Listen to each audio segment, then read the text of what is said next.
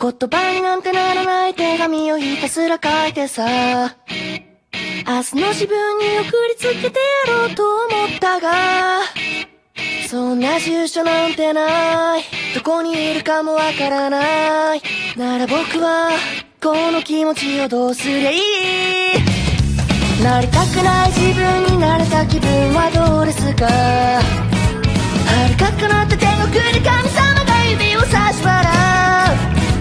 黙れこの役立たず、早くどっか行ってくれ。寒々と惨めさだけが募ってく。夜には見めた